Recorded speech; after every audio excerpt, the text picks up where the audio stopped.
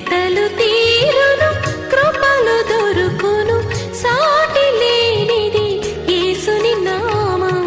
యేసునామమే మధురం, మదిలో తలచిన ధన్యం. యేసునామమే మధురం. ప్రభువు నందు ప్రియమైన దేవుని బిడ్డలారా, నేటి వాక్య ధ్యానం కొరకు సహకారులు ఇద్దరు. నిన్నటి దినం ఎలక్షన్ సందర్భంగా ఎపిసోడ్ సమర్పించలేకపోయాము. నిన్నటి దినము జన్మదినము జరుపుకున్న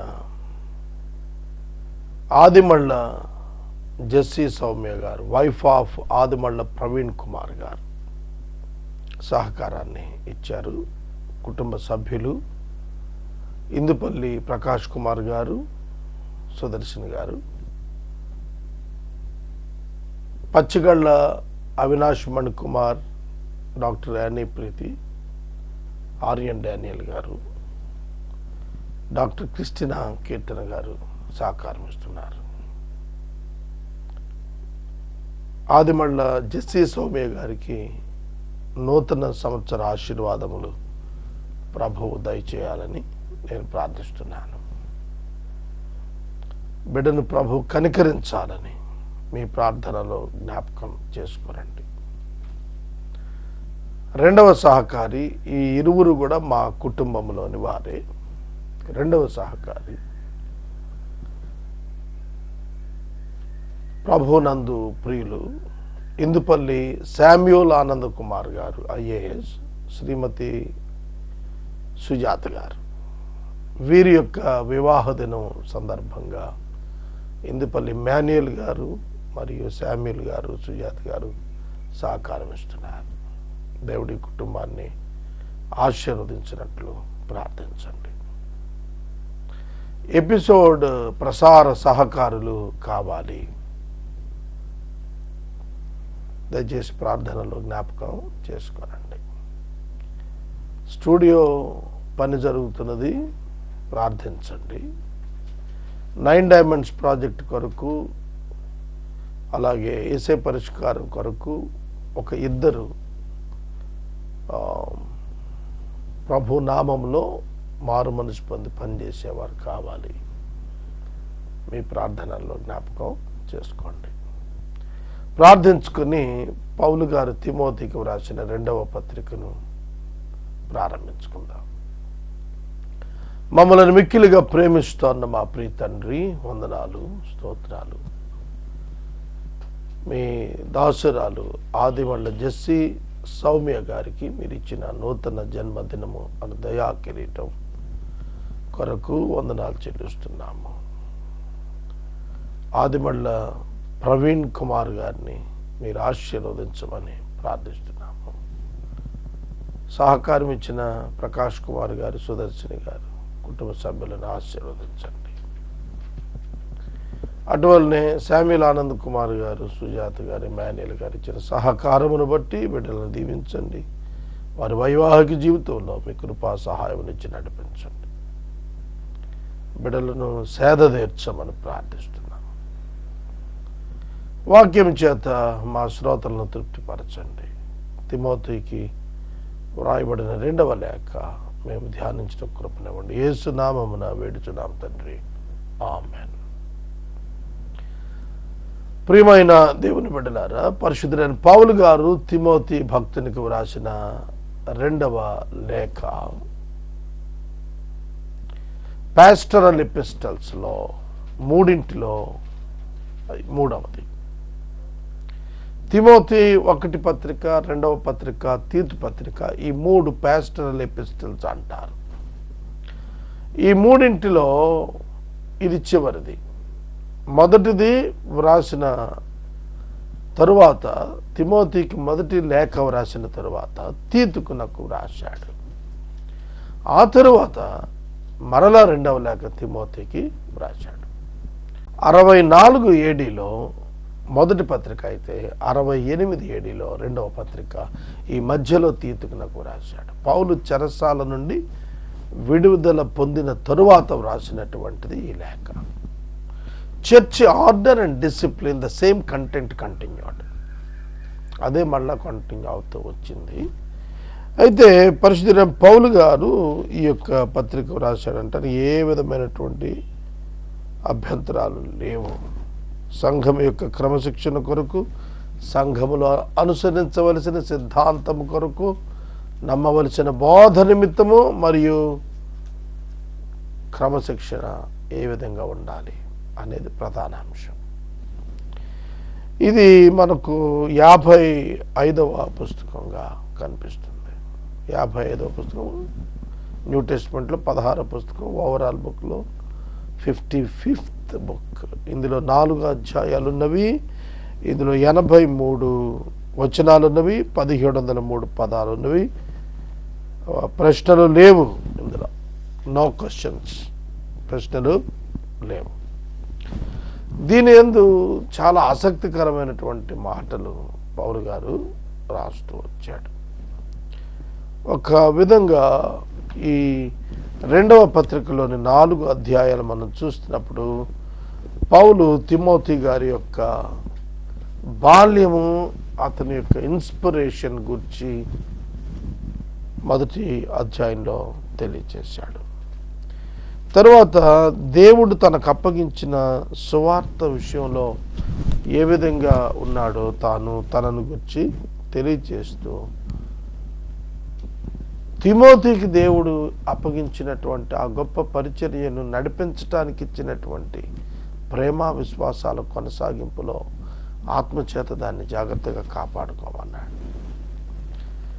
కనుక తర్వాత పరిచర్య ఎట్లాంటి వారికి అప్పచెప్పాలి అనేది 2వ అధ్యాయంలో చెప్పాడు. సువార్త అంటే ఏమిటో, దాని యొక్క మూలాలు ఏమిటి, ఏ విధంగా ప్రభువునందు మనం పరిశుద్ధులుగా జీవించాలి అనేది ప్రాక్టికల్గా చేసి చూపించమన్నాడు సంఘానికి.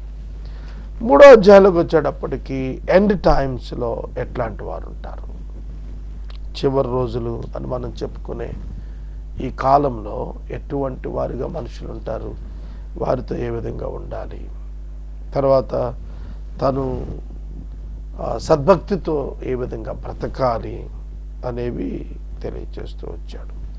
తర్వాత దైవజనుడు ప్రతి లేఖనం గురించి ఏ విధంగా అది ప్రభు నుండి దైవావేశం వల్ల ఇవ్వబడిందో దానిని ఖండించటానికి, బుద్ధి చెప్పటానికి, ఉపదేశించటానికి, శిక్ష చేయటానికి ప్రయోజనకరమైన వాక్యాన్ని ఏ విధంగా ప్రజలకు అందించాలని నేర్పాడు. ఇక 4వ అధ్యాయంలో తన లైఫ్ని ఎక్స్ప్లెయిన్ చేస్తూ ఆ లైఫ్ని ఉదాహరణగా చూపిస్తూ నీవు నీ లైఫ్ జాగ్రత్తగా కాపాడుకోవావు అని యవనస్తుడికి తెలియచేశాడు. దేమా ఇహలోకాన్ని ప్రేమించి వెళ్ళిపోయాడని కొందరు విడిచిపెట్టిన వారి జాబితా ఇచ్చాడు, కొందరు హత్తుకున్న వారి జాబితా కూడా ఇచ్చాడు. కనుక మినిస్ట్రీలో అసోసియేషన్స్ అనేవి ఒక్కొక్క ఎఫిలియేషన్స్ అనేవి కొన్ని పీరియాడికల్గా ఎట్లా దొరుకుతాయో వాటిని గురించిన వివరణ దొరుకుతుంది. అక్కుల ప్రిస్కుల ఆయనతోనే ఉన్నట్టుగా ఈ విషయాలు మరికొంతమంది తన మిత్రుల గురించి, సేవలో తనతో పాలు భాగస్తుల గురించి వివరణ ఇచ్చాడు. పరిచర్య అన్నప్పుడు it's not independent, it is interdependent అనే ఒక సందేశం పౌలు తిమోతికి తెలియపరిచాడు. ఇది సూక్ష్మంగా తిమోతి పత్రిక, దీన్ని మనం ధ్యానం చేద్దాం. మొదటి పత్రిక 6 అధ్యాయాలు మనం 25-26 రోజులు ధ్యానం చేశాము. ప్రసార సహకారులు కావాలి. మనం ఇంకా 11 పుస్తకాలు మనం ధ్యానం చేస్తాం, 11-12 పుస్తకాలు. ఈ 11 పుస్తకాలు ధ్యానం చేయాలి అని అంటే సుమారు 200 ఎపిసోడ్స్ పైగా పడతాయి ఈజీగా. డిసెంబర్ వరకు కొనసాగిన ఆశ్చర్యం లేదు. నవంబర్కి కంప్లీట్ చేయాలని ఒక ఆశ ఉంది నాకు 50 years వస్తాయి నవంబర్కి. కంప్లీట్ అవుతాయి. సో నా 50th ఇయర్కి నేను 4th సైకిల్ నా లైఫ్లో ఒక డెకేడ్, అది 5 డెకేడ్స్ అయిపోయాయి కదా, 6th డెకేడ్ అవుతుంది నాకు. అది 50 ఏళ్ళు అయిపోయాయి కాబట్టి అది నా ఆశ. సో దేవుడి చిత్తం జరుగును గాక. ఇక మొదటి అధ్యాయంలోకి వెళ్ళిపోతాము. మొదటి అధ్యాయం మొదటి వచనంలో, Paul, an apostle of Christ Jesus, by the will of God according to the promise of the life that is in the Christ Jesus. క్రీస్తు యేసునందున జీవమును గూర్చిన వాగ్దానమును బట్టి దేవుని చిత్తము వలన యేసు క్రీస్తు అపోస్తలుడైన పౌలు ప్రియకుమారుడు తిమోతికి శుభమని చెప్పి వ్రాయినది. పాల్ రైటింగ్స్ అన్నీ కూడా చాలా విశిష్టమైన శైలి వాడతాడండి. Who is he? పౌల్ ఎవరు? తిమోతి ఎవరు? ఆ రిలేషన్షిప్ ఏంటి?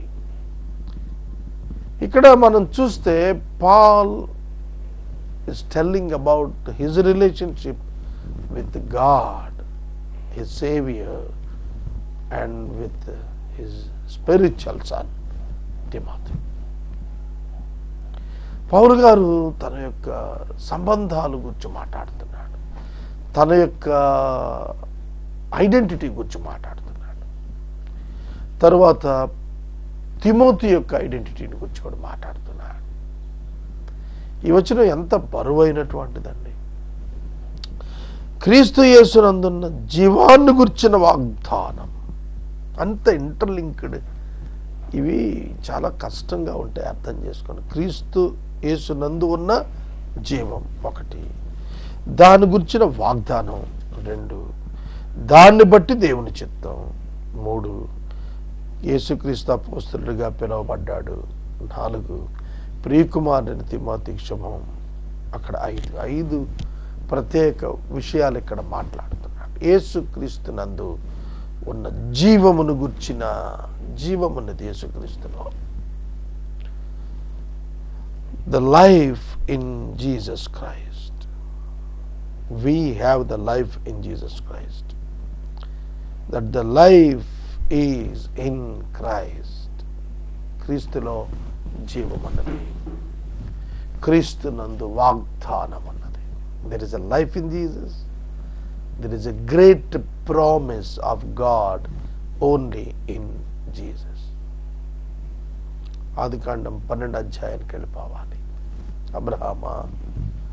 అబ్రహామా, నేను నీకు సంతానాన్ని ఇస్తాను, ఆ సంతానమును నేను ఆశీర్వదిస్తాను, ఆ సంతానాన్ని బట్టి లోకమంతటిని నేను దీవించబోతున్నాను. గలతీ పత్రికకి పౌలు గారు రాస్తూ చెప్పాడు, ఆ సంతానం యేసుక్రీస్తే.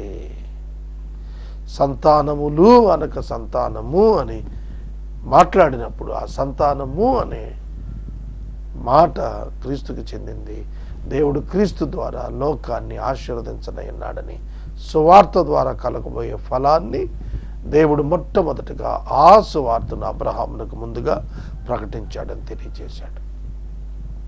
కనుక అబ్రహామునకు వాగ్దానము చేయబడిన ఆ జీవమును గురించి, అదే రోమా 4:17 అంటాడు, మృతులను సజీవులుగా చేసేటువంటి దేవుడు, జీవమునకు అధిపతి అయినటువంటి వాడు, మృతులను సజీవులుగా చేసేటువంటి వాడు యేసుక్రీస్తే. ఆ దేవుడు యేసుక్రీస్తే. ఈ యేసుక్రీస్తు ప్రభువును బట్టి, అంటే వాగ్దానం బట్టి అంటే క్రీస్తుని బట్టి, జీవాన్ని బట్టి అంటే క్రీస్తుని బట్టి, అది క్రీస్తునందు ప్రత్యక్షమైంది. Life and the promise both revealed in Jesus Christ. అదే చెప్తాడు ఇక్కడ. Paul, an apostle of Jesus Christ, by the will of God according to the promise of the life that is in Jesus Christ. కనుక it is revealed in Jesus. యేసుక్రీస్తులో ఈ జీవము మరియు వాగ్దానము బయలుపరచబడ్డాయి. కాబట్టి దేవుని చిత్తం బట్టి, ఈ రెండింటిని బట్టి కలిగినది దేవుని చిత్తం. వాగ్దానమును బట్టి దేవుని చిత్తం వలన, because or according to the will of God and the promise of the God which is in the life. జీవమును గుర్చిన వాగ్దానమును గుర్చినటువంటి ప్రత్యేకమైన దైవ చిత్తము will of God, by the will of God. దేవుని చిత్తము అది ఆయనకు చెందినటువంటిది, మనపై ఆధారపడి లేదు. దేవుని చిత్తముపై మనం ఆధారపడాలి. మనపై దేవుని చిత్తం ఎన్నటికీ ఆధారపడి ఉండదు. దేవుని చిత్తము మనపై ఆధారపడి ఉండదు, మనం దేవుని చిత్తంపై ఆధారపడాలి. కాబట్టి ఆ చిత్తము మన ఉనికిని ఇచ్చింది. ఆ చిత్తమే మన ఐడెంటిటీని కాపాడుతుంది. పౌలు యొక్క ఐడెంటిటీ ఏమిటి అంటే అపోస్తలుడు అనే ఐడెంటిటీ అనే గుర్తింపు పౌలుకి ఇచ్చింది ఎవరు? దేవుడు. దేన్ని బట్టి? తన చిత్తం బట్టి. ఆ చిత్తం దేన్ని ఆధారం చేసుకొని? యేసుక్రీస్తు నందు జీవమును వాగ్దానమును ఆధారం చేసుకుని దేవుడు పౌలును అపోస్తలుడిగా తీసుకున్నాడు. ఇది మనం గుర్తించాలి. కనుక నన్ను దేవుడు యేసుక్రీస్తు నందు ఏమని చూస్తున్నాడు? అది ప్రధానమైనది. యేసుక్రీస్తు నందున్న జీవము, యేసుక్రీస్తు నందున్న వాగ్దానం నన్ను ఏమని పిలుస్తున్నాడు? దేవుడు పౌలునైతే అపోస్తలుడు అని పిలిచాడు. కాబట్టి తన ఐడెంటిటీ చాలా క్లియర్గా ఉంది. దైవ చిత్తం ఉంది నా జీవితంలో, కాబట్టి నీవు నా ఆత్మీయ కుమారుడిగా ఉన్నావు. నా ద్వారా నీకు ఇవ్వబడుతున్న ఈ పరిచర్య నువ్వు కొనసాగించాలి. దేవుని సేవ వంశపారంపర్యం కాదు. దేవుని సేవ విశ్వాసులకు కొనసాగించేటువంటిది. పౌలు తన పరిచర్య తన బిడ్డలకు ఇవ్వలేదు. తన బిడ్డల కొరకు తాను ఇవ్వాలనే తలంపుతో తను వివాహానికి వెళ్ళలేదు. పౌలు వివాహమే చేసుకోలేదు. అందుకే కాబట్టి తిమోతిని ప్రియమైన కుమారుడిగా ఎంచుకున్నాడు. ఒక తండ్రి ఒక కుమారుని పట్ల ఎటువంటి ప్రేమ, వాత్సల్యత, ఆప్యాయత, రెస్పాన్సిబిలిటీ, బాధ్యత కలిగి ఉంటాడో అలాంటి బాధ్యతతో, అంతకంటే ఎక్కువ బాధ్యతతో, ఆధ్యాత్మిక బాధ్యతలతో పౌలు తిమోతికి పిలిపిస్తున్నాడు. నా ప్రియ కుమారుడు అయిన Timothy, greetings in the name of the lord. ప్రభువు పేరిట నీవు నా కుమారుడివి. గ్రేట్ లెసన్ ఇక్కడ ఏంటంటే, this relationship established because of God himself. దేవుని వలన ఈ రిలేషన్షిప్ ఏర్పడింది. అది మీరు గుర్తించాలి. తిమోతి పౌలు యొక్క రిలేషన్షిప్ ఏంటంటే నాట్ ఎర్త్లీ, నాట్ ఫిజికల్, శరీర సంబంధం కాదు, భూలోక సంబంధం కాదు, దైవ సంబంధం, పరలోక సంబంధమైన ఆ రిలేషన్షిప్ వారిద్దరి మధ్యలో ఉన్నది అని పౌలు చెబుతున్నప్పుడు తిమోతి అంగీకరిస్తున్నాడు. శుభము అని చెప్పి రాస్తున్నాడు. దేవుని నుండి నీకు శుభం కలుగుతుంది. ఎప్పుడు కూడాను ప్రతి వ్యక్తితో నీ ప్రతి వచనము శుభముతో ముడిపడినదిగా ఉండాలి. God bless you, God bless you. It is the good word. ఇది చాలా మంచి మాట. దేవుని కృప నీకు తోడై ఉంటుంది. దేవుడు నీతో కూడా ఉంటాడు. ప్రతిసారి ఆ విధమైన దీవెన పలుకులు మనం అలవాటు చేసుకోవాలి. ఎప్పుడు మనం మరొకరితో సంభాషణకు వెళ్ళినా కూడా దేవుని ఆశీర్వాదము వారి మీదకు ఉచ్చరించడం నేర్చుకోవాలి. ఇది ఇందులో మనం ఒక పాఠంగా తీసుకుందాము. పౌలు తిమోతికి దేవుని ఆశీర్వాదం కలిగేటట్లుగా మాట్లాడుతున్నాడు. దేవుని ఆశీర్వాదం అతని పైన పలుకుతున్నాడు. Are you blessing people? It is your responsibility to bless them. నీ బాధ్యత అది, నీ రెస్పాన్సిబిలిటీ. దేవుడు నిన్ను పిలిచింది దీవించడానికి, దీవెనాకరంగా ఉండటానికి, ప్రయోజనకరంగా ఉండటానికి, ఆశీర్వాద కారకుడిగా ఉండటానికి దేవుడు నన్ను పిలిచాడు. మనం భూమి మీద ఉన్నామంటే ఇతరులకు మన లైఫ్ బ్లెస్సింగ్ కావాలి. మన టీచింగ్ కానివ్వండి, మన యొక్క ఏ విధమైనటువంటి లైఫ్ స్టైల్ అవనివ్వండి, అంతా కూడా ఇతరులకు దీవెనకరంగా ఉండాలి. మనం పాప భూయిష్ట లోకంలో, పాపము చేత నింపబడిన శరీరంలో ఇంపర్ఫెక్ట్ బీయింగ్గా ఉన్నాము. కనుక మనం మరింత దేవునిపై ఆధారపడి దేవునితో సంబంధం కలిగి ఉండి, దేవుని యందు భయభక్తులు కలిగి ఉండి, దేవుని పట్ల ప్రతిస్పందనలు వాక్యానుకూలంగా కలిగి ఉండి మనం జీవించాలి. అదే పౌలు తిమోతికి రాస్తున్నాడు. తండ్రి అయిన దేవుని నుండి, మన ప్రభు అయిన యేసుక్రీస్తు నుండి కృపయు కనికరము సమాధానము కలుగును గాక. కృపయు కనికరము సమాధానము కలుగును గాక.